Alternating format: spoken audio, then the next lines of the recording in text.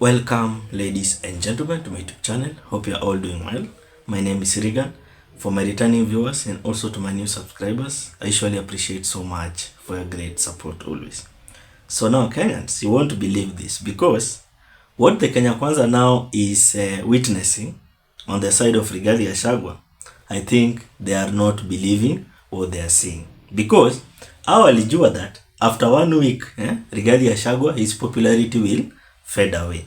But wamengoja hadi sahi baada ifed inazidi tu kuwapea pressure. And that's why there is a video here nimepatana nayo showing how Kimani Ichung'wa is coming out to intimidate Rigathi Gachagua. Because why? Hao walijua that after impeachment Rigathi Gachagua's popularity ita fade away. So for now, ile kitu yenye wanaona hawaamini up to now, because what Rigathi Gachagua is doing up to now is inserting the pressure directly to them.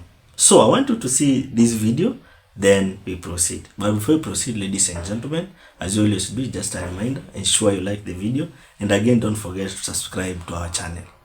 So thank you so much for that like and for that subscription. So watch this video of Kimani Ichung'wa coming out in bitterness, trolling Rigathi Gachagua. Anafika anasema hi God have mercy upon us. Mulisikia nyai cousin, ati hi cousin. Ukifika Ukambani nyai cousin.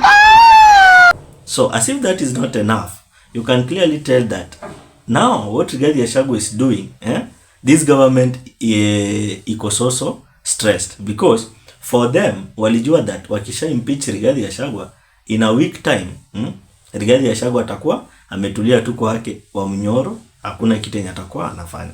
But what they didn't know is this: Rigathi Gachagua at that time walimuona as if ni mtu mwenye hana hiyo nguvu ya kuconsolidate the votes. But for now, what they are seeing is this: even the last time Rigathi Gachagua came out saying that last time ali consolidate around 6 million votes, but for this time round he will be able now, or he is determined of consolidating around 8 million votes against William Samoei Ruto. And for those words now coming from Rigathi Gachagua, I think this Kenya Kwanza government, they don't believe what Rigathi Gachagua is saying, because Rigathi Gachagua on his side is a man on a mission. On this side of Kenya Kwanza government, wanadhania it is a joke. So for now, as you have watched that video, or as you have listened to that video, you can clearly tell how Kimani Ichung'wa is bitter, because haamini kwa macho yake, haamini kabisa up to now, because hao walijua that wakisha impeach Rigathi Gachagua in a 1 week time, Rigathi Gachagua atakuwa ameishiwa na popularity. But for now, what they are seeing, they don't believe up to now. So for now, they are not believing it. They don't. And that's why huwa unaona some of the times Kimani Ichung'wa huwa na come out so bitter.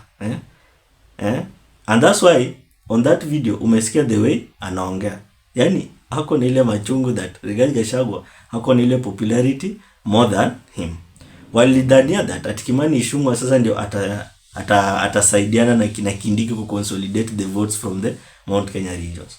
But up to now they are already failed, because hata tukiangalia the work of Kindiki, haifanyi sahi. Even his ideas for now, people are not abiding with them. So up to now, this Kenya Kwanza government, they are so stressed. And that's why uliona William Samoei Ruto immediately after impeaching Rigathi Gachagua alisema wacha ingize Kindiki. Kumbe sasa ndio alijikosea kabisa, because alitoa Rigathi Gachagua mtu mwenye alikuwa na votes, akarudisha Kindiki mwenye hana kitu. And that's why walichukua Kindiki wakamsukuma Mount Kenya, wakamwambia wewe enda tafuta hizo votes zenye zimepotea. Mpaka saa hii Kindiki hajaipata hizo votes.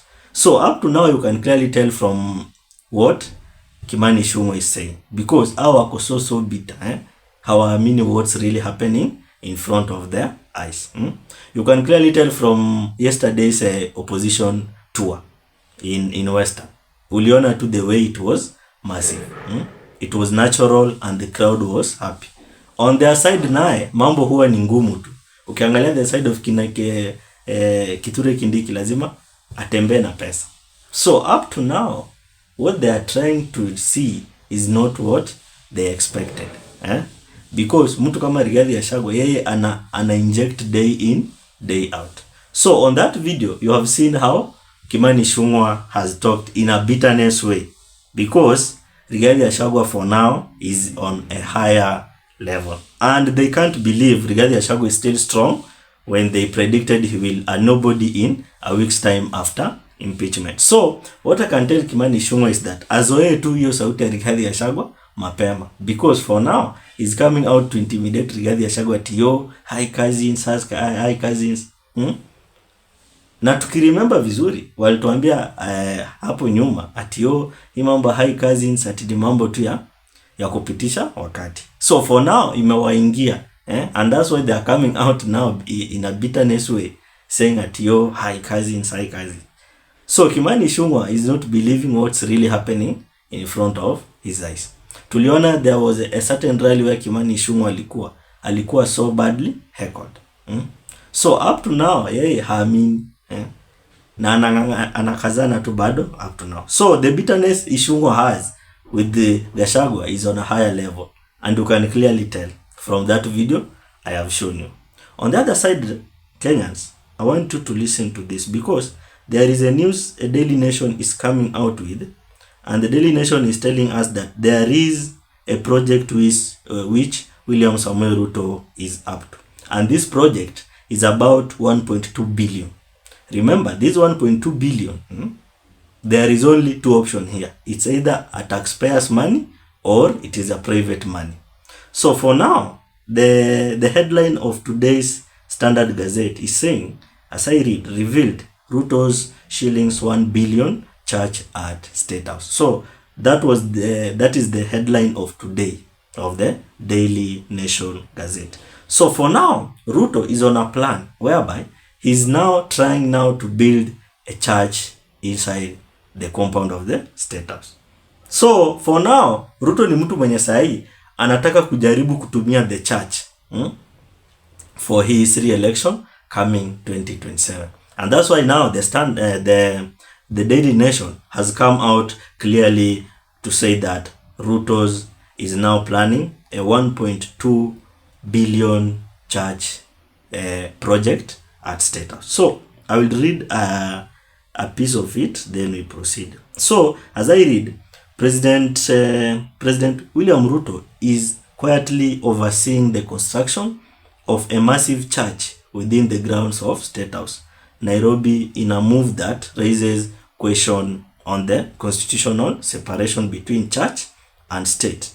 Nation has seen details, architectural designs and drawings of the imposing structure that is expected to have a seating capacity of 8,000 and cost hundreds of millions of shillings. So if you want to read the whole of that story, you can go to page 2 and page 3 of the Daily Nation. So I decided just to read a part of it for you to know what's really going on. So that is now what's coming in, because now Ruto is on a plan, and his plan is to use the church for his re-election. Remember, during his campaign, before him being elected as the president, he mostly used the church. So for now, again, that tactic is coming again into his mind, that he will use again the church for his re-election coming 2027.